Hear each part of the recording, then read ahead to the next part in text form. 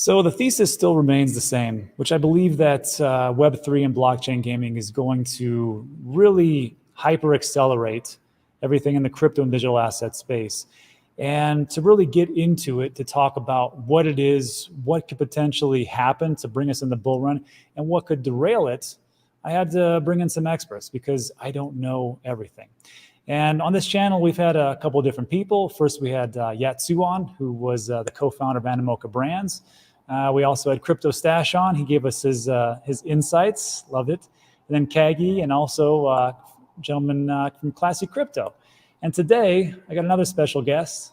This is Jonny from Hustlepedia to come in and kind of break us down and see what exactly it is that we're talking about as far as Web3 gaming. So Jonny, welcome to the first time for Digital Asset News. Thanks for coming on. Yeah, thanks for the invite. Love chatting gaming, the bull case. And obviously, like you said, you got to look at the downsides too, right? And I think we're all trying to figure it out, and we'll get into it today. Yeah, because I mean, here's the thing, like on my channel, it's we're a little bit more of the traditional investor. We take a look at, well, Bitcoin is, a store of value, digital gold, whatever you want to call it, Ethereum smart contracts, layer ones, layer zeros, L2s, and then maybe some oracles sprinkled in there. But I'm trying to kind of bring people into a new way of thinking. And that's why I've got you. So I got you for three big questions, John. Let's do it. And the first one, and I'll just read everybody the questions. These are the same things that we've been asking, which is, why is blockchain gaming going to lead the next bull run? And of course, the big thing is, what are your top plays and how do you see this? The next one, we'll talk about the individual and the Web2 gamer, which is, just as far as investors go, why should we even play these Web3 games? And why should the Web2 gamer even really care about this stuff? Because he's already got it all in this nice little package over here in Web2 gaming. And then the last one is, if we're going to talk about how great this stuff is, let's talk about the downside, because there's too much hopium going on. Well, not today, but there's a lot of hopium sometimes. And I think we should really get to some reality. So Jonny, first things first, why is blockchain gaming going to lead the next bull run? Yeah. Yeah, so in my opinion, when you look across crypto, a lot of the stuff we mentioned before the show, there's so many projects. Why do they even need a token? Why do they need blockchain to achieve their goals, right? But as far as gaming and the case for owning your collectibles inside of a game, to take the NFT word out of it, right? Owning the things that you work for and to monetize your time in a way inside of these games is very valuable. And whenever I speak to people that have no idea that crypto gaming, Web3 gaming exists in the slightest, they're like, oh, you do crypto. What is like your favorite thing heading into the next bull? And I explain gaming, and the common person, the no coiner or whatever you want to call it, they can grasp the gaming narrative so easily because everyone's bought a video game. Everyone's grinded for a skin. Everyone's gotten a camouflage or an attachment for a weapon inside of like a Call of Duty. And it just makes sense. And every time that life cycle of the game stops, you're looking at this inventory of items that there's just nothing you can do with it unless you go on these black markets to sell it online. And whenever you do that, there's obviously the power of crypto and the power of blockchain technology, the peer-to-peer. It's completely trusted source. Like, you're not going to have any middleman in that transaction like with these black markets. So gaming and monetization of assets in your time, it just makes so much sense to people who put in hours, sometimes weeks, days of playtime into these games. So blockchain gaming just makes the most sense. And all it takes is a quality product to bring in more users than any DeFi, yield, security protocol, whatever niche you would want to look into. Gaming is the one narrative that it goes viral overnight. People see gameplay, they see their favorite streamers playing these games, and all of a sudden they're like, I want to hop in, I want to play. So the mass adoption potential for gaming, as opposed to all these other complicated DeFi, smart contracts, liquidity pools, people resonate with gaming much easier than a lot of these other things. So in my opinion, it's the easiest to grasp, and everyone plays games, whether it's on your phone, whether you're playing the game of life, right? Everything is a game if you gamify it. And, you can gamify finance with crypto, and there's actually true games in this niche where you can own your assets and really own the time that you put into them because you own your inventory. Yeah. And I will say this, you did say one thing and I was like, maybe. And it was a good point. And he said, everybody has grinded. Everybody has gotten a skin or a weapon or something like that for a free-to-play game. But there's some people that are watching this video like, what? I've never done that in my life. Because because you got to understand, like some people are older. And I will say, for the older people like myself, I want to take you guys back to the day of, say a Sega or Nintendo or even, Louisa and Atari. So you get a cartridge. You have a cartridge and you buy that cartridge and you play that game for so long. You could go to a certain store, and that store. And you can go there and of course you could sell that game, and that was a great thing. And you could actually get some of your money back. So you pay like $50 for a cartridge and you get like $5 or $10. Here you go, kid, get out of my sight. Which was amazing to you, because at that point you could actually get something back. Then all of a sudden, it seems like games went from there to a subscription model, and everybody complained and bitched and moaned and everything else, and I got it. And then they, okay, fine, you want a subscription model? Because sometimes these games just go away. Why don't we go to a free-to-play model? People are like, no, we don't want it. And then all of a sudden, now it's free-to-play. And now all of a sudden, people are like, now they're complaining about these digital collectibles and NFTs. Like, how dare you? And it seems like it's a natural progression. So like everybody, I know some of you have not have done these things, but if you take a look at the past where things have gone, it's just a repeat of what's happening and giving power back to the people to actually sell these things. Yeah, I think what you mentioned, like as a kid walking into the GameStop, right, and bringing my game back. And it's kind of the same thing, right? Now the asset had depreciated at that point. If I'm selling Madden 05 and 07 or something like that, right? Obviously, you're going to get $5 back for your $60 purchase. But that's a great way to look at it. Like, it's basically a tokenization of games, the assets inside the games. And there's protocols that let you sell games on the blockchain, right? So you can take it any which way, whether you own your assets or you just own the products, because we all understand the way walking into GameStop. That's nostalgia for me. Getting ripped off $3 for my games. Yeah, man, that part will never stop. You're either going to get ripped off in GameStop or you're going to get ripped off on OpenSea. One of those two is going to happen. Yeah. So these are the things. So it actually would lead me to our next point. So we know that this is the natural progression. We know that games are going to be huge. And actually, games are one of those that industry that actually dwarfs the music and the movie industry. But the question is for the traditional Web2 gamer right now, and actually the people like you watching this video right now, why the heck should we even play these games? Why should the Web2 play it moving into the Web3? Because I got to tell you, in America, you use that NFT word, it gets pretty ugly. Absolutely. So we'll talk about my plays at the end, the second part of the last question. Oh, that's right. That'll make it more fun too. People will stick around. So I think, why should people play these games? I think it's all part of the maturation of the industry. So you had mentioned some great points that these things evolve over time. In 07, when Farmville, Zynga actually, and they're coming out with a Web3 game, these players are moving towards these new trends. And in 07, Zynga came out with Farmville on Facebook.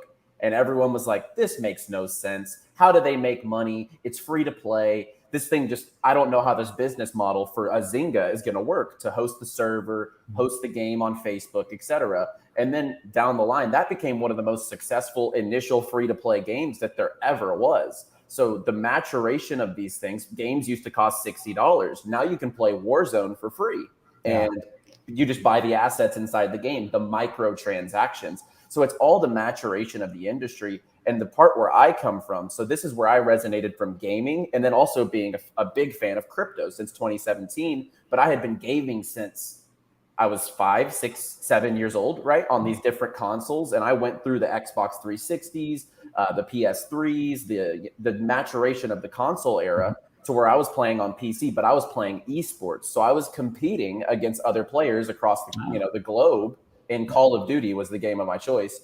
For money at the end of the day. So what was I doing?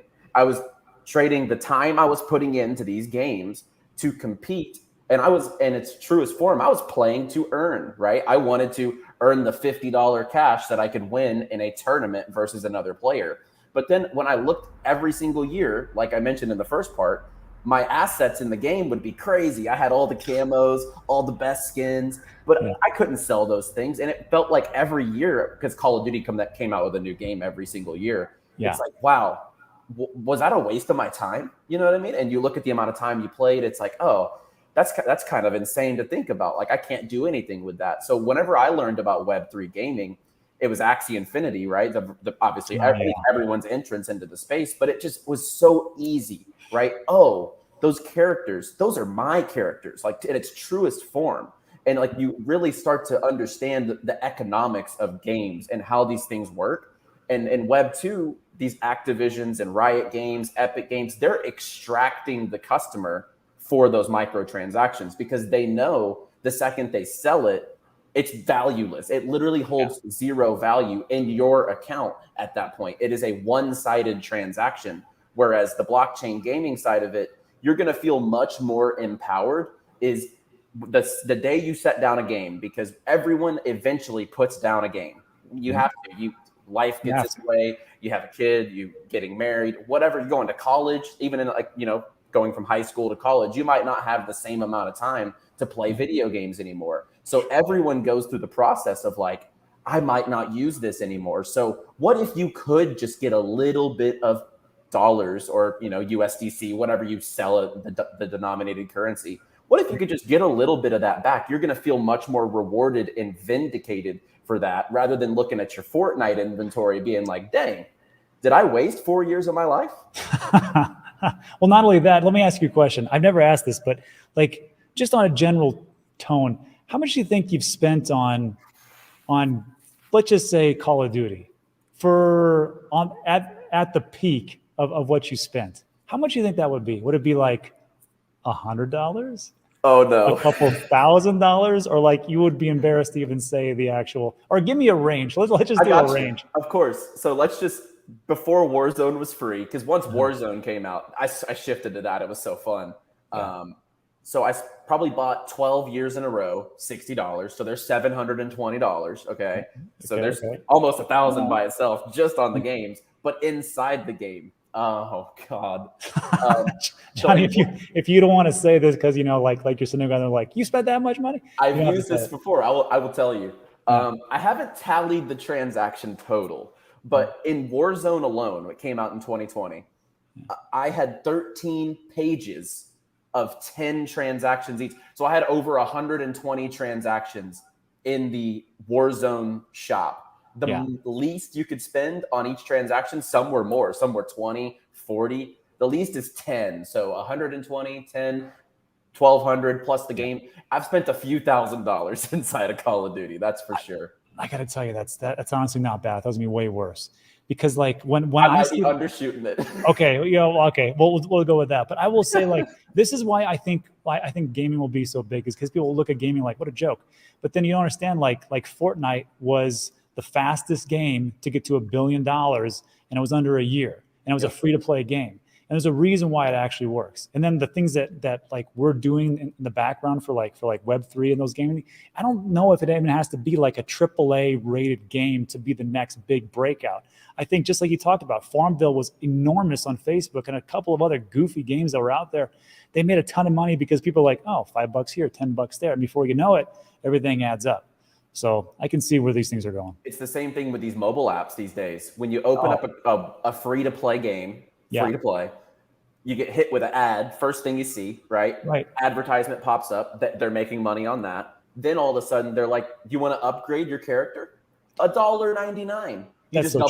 You double click the side of your phone and it's linked up with your Apple, and all of a sudden, boom, they're making revenue. And think of how many people do that, and they don't think anything of it, right? Oh, $2. But it adds up quickly, and these games can monetize so easily. So yeah, absolutely. Not only that, but think about it this way. You know what's going to happen when we get to like not just loot boxes in Web3, but if we get to like some kind of the not pay to play, but like some kind of like, we'll just call it gambling aspect. Oh, it's going to be filthy. I don't know how it's going to work out.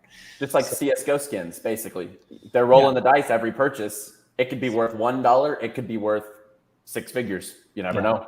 And that's called a dopamine hit, everybody. Absolutely. So all right. So we got that piece. Before we get to your big place, Jonny, let's talk about this. We talk about why it's going to be so great, and everybody's like, oh, it sounds reasonable, right? But let's take the opposite side, devil's advocate. What could screw this all up? What could derail everything with blockchain, Web3 gaming? Couple low-hanging fruits, regulation. Sure. We don't know how these things play out across jurisdictions. Obviously, some games in like Asia, I think they have a little clearer path forward. But the ones here, like if you're in the Western world at least, it might be a little tricky. Like these assets in games, is it gambling? Is it skill based, the way that you're earning these things? That'll have to be a little clear. And obviously, just these digital asset, the regulations are just very murky in the States. So where we are, you have to consider regulation. But for me, I'm concerned that this industry will just pass over into the same hands that it's been in for decades. So what I mean by that is none of these big studios, we're seeing Zynga do it, but they also started the free-to-play craze when everyone thought they were crazy. So now they're coming in. They're a big entity building a Web3 game. But I think we're going to need to see the smash hit successes, these big Web3 native games that actually prove Axie Infinity was a great start, but we need like a AAA solid game, great graphics, great gameplay, multiplayer. You can play with your friends. You see your favorite streamers playing it. And then the big corporations, before they put millions, if not billions, into building a Web3 game, they're going to have to see those successes. So for the short term, we're going to see it in the hands of Web3. And we have a lot of opportunity heading into the next bull market to capitalize from both, investing and in the participating in the games. I can't wait to have these AAA gaming experiences. But once the model's proven, I'm a little bit afraid that we're just going to see these big giants that have controlled the gaming industry, the Activisions, the Call of Duties, the Valorants, the CSGOs, et cetera. They're just going to be like, oh, okay. They're going to turn a switch on in the back end because they're all paying attention. They all see this has legs behind it, but for now, they're making so much money.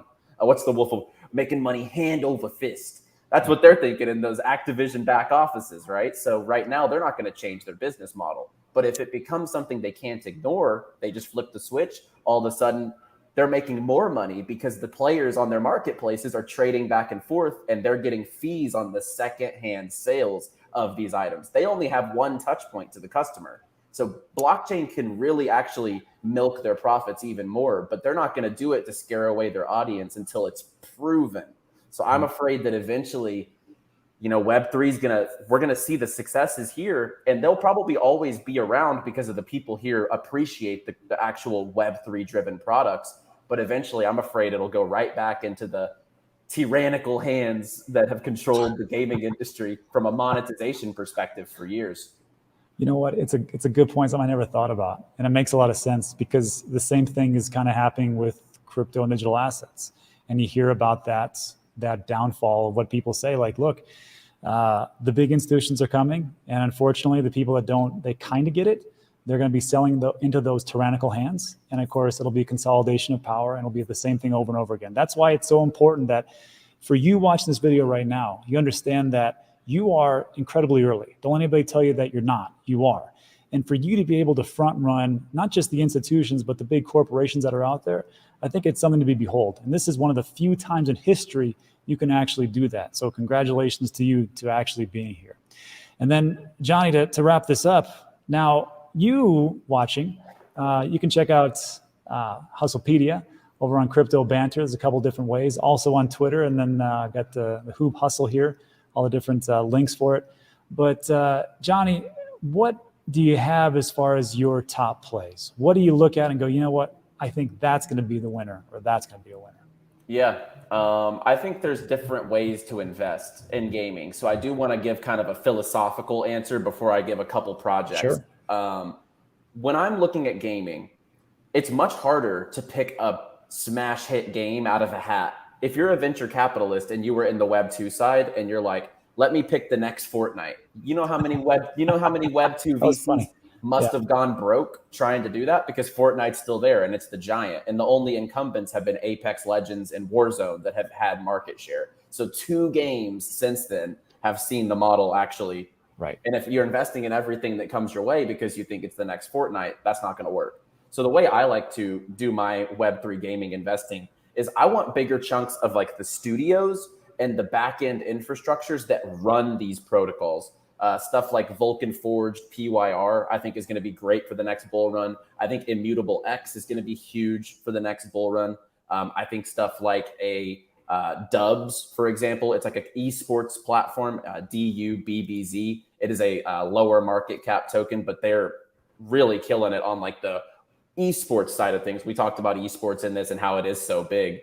So there's different ways to invest. You can invest in the big blockchains that empower these protocols, like an IMX. You can invest in gaming studios like a Vulcan Forged, or for example, a Gala. Gala's fell lower on my conviction list because of this lawsuit going on, but we'll see how that hashes out. And then place smaller investments into games, because what we saw last bull run is individual games did the best, because it was just the speculation of like, oh, I have the next Fortnite of crypto gaming in my hands, right? And everyone kind of like chasing after that type of stuff. So my favorite right now is probably Echelon Prime. It's the official token of Parallel trading card game. It's by far the most popular behind Axie Infinity at this point. And I think that it has a long way to go as far as the game building out. It's in like early alpha stages. So the way I invest, larger into the studios and the infrastructure. And the reason being is if one game comes out of those big studios that have 10, 20, 50, 100 games, all of a sudden, what's going to get traction? The people behind the project as well. So I love investing into the infrastructure and the studios, but then I also will place smaller investments into games, because then if you get that smash hit game, you're going to see the returns on that in tenfold. So that smaller investment could materialize into much bigger, but I think the safer way to go about it is just getting your hands on the studios and the people on the back end making this thing churn. Gotcha. Very smart. So again, everybody, we know these phrases: higher risk, higher reward. And sometimes it really just pays off to invest into the picks and shovels. Absolutely. So, Jonny, you've said it all today. Thank you so much for stopping by. Everybody at home, if you want to check out Hustlepedia, he's hosting, I think it's, you guys do it 3 times a week now.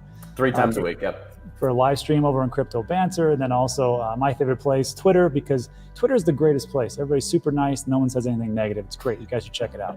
But unlike the YouTube comment section. Oh, I can't wait for this one. So everybody, so Jonny, again, thanks for stopping by. We appreciate it. Look, everybody, if you like today's video, give it a thumbs up. Consider subscribing. Everything we talk about is time sensitive. All the things that we just said, links will be in the description, but that's it for today. So thanks so much for stopping by. We appreciate it, and we'll see you on the next one.